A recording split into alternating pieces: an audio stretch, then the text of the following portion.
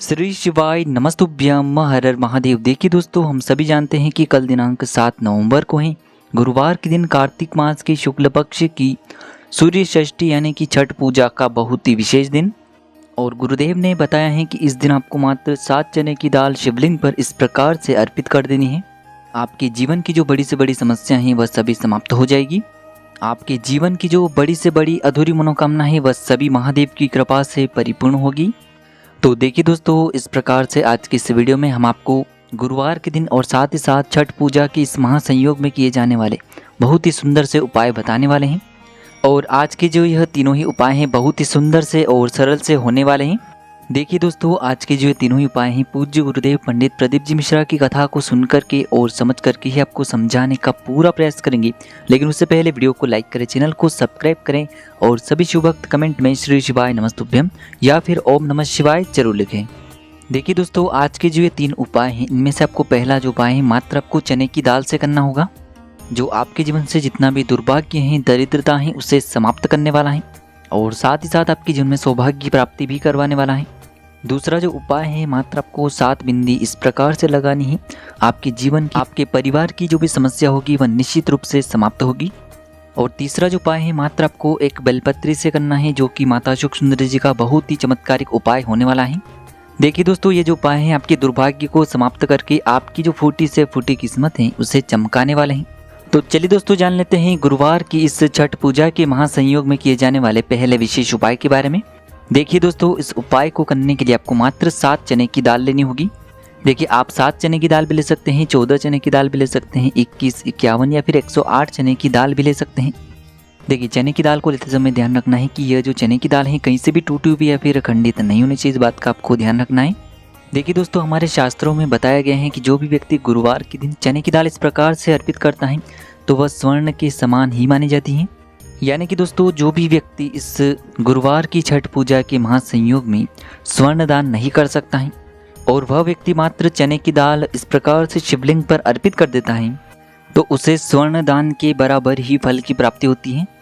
अब देखिए दोस्तों, इसी के साथ में आपको एक स्टील की कटोरी के अंदर 2 गुड़ के टुकड़े लेने हैं और इसमें आपको शुद्ध जल मिला करके गुड़ से युक्त जल आपको तैयार कर लेना होगा।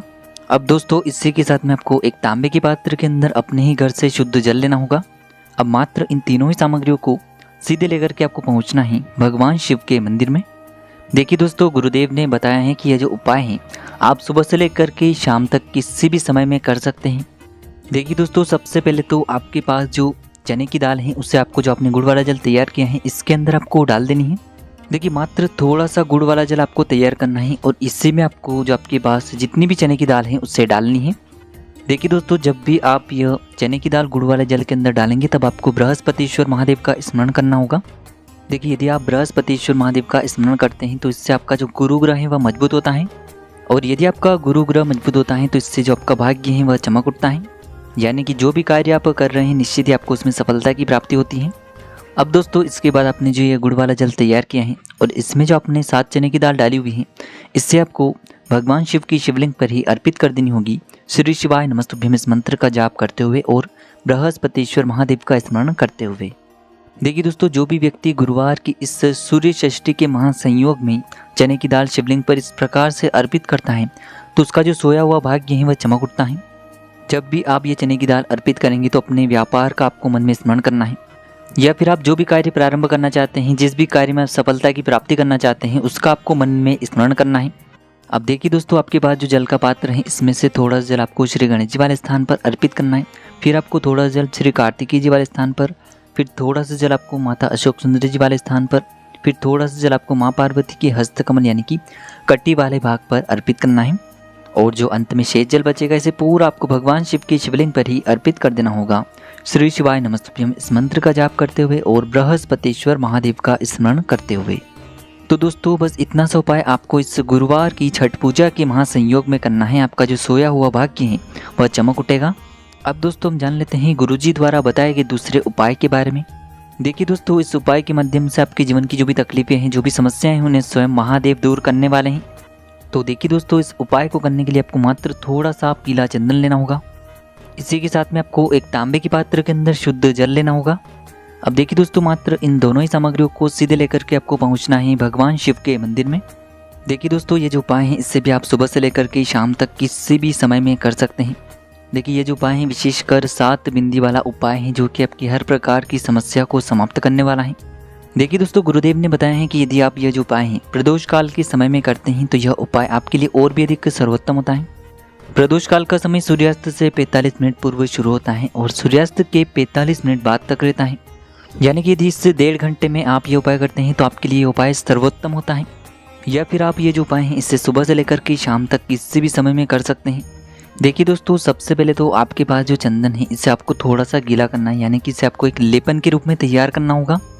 अब इस चंदन को आपको अपने सीधे हाथ की चीटी उंगली की जो पास वाली उंगली होती है, अनामिका उंगली, उसमें आपको लेना होगा। और चंदन की जो सबसे पहली बिंदी इससे आपको शिवलिंग के सीधे तरफ जहाँ श्री गणेश जी का स्थान होता है वहाँ पर आपको चंदन की पहली बिंदी लगानी होगी। फिर वापस से आपको अपनी उंगली को चंदन के अंदर डुबोनी है और इसकी जो दूसरी बिंदी है इसे आपको शिवलिंग पर जहाँ श्री कार्तिकेय जी का स्थान होता है वहाँ पर आपको दूसरी बिंदी लगानी है। फिर वापस से आपको अपनी उंगली को चंदन के अंदर डुबोनी है और तीसरी बिंदी जो है इसे आपको शिवलिंग पर जहाँ माता अशोक सुंदरी जी का स्थान होता है वहाँ पर आपको तीसरी बिंदी लगानी होगी। फिर वापस से आपको अपनी उंगली को चंदन के अंदर डुबोनी है और जो चौथी बिंदी है इससे आपको शिवलिंग पर जहाँ माँ पार्वती का हस्तकमल होता है, कटी वाला भाग होता है, वहाँ पर आपको चौथी बिंदी लगानी है। पांचवी जो बिंदी है इसे आपको जलाधारी के अंतिम कोने पर लगानी है और छठी जो बिंदी है इसे आपको भगवान शिव के शिवलिंग के विपरीत कोने पर लगानी है। अब दोस्तों, अंतिम और जो 7वीं बिंदी है इसे आपको भगवान शिव के शिवलिंग पर लगा देनी है। देखिए दोस्तों, प्रत्येक बिंदी को लगाते समय आपको श्री शिवाय नमस्तुभ्यम इस मंत्र का जाप अवश्य ही करना है।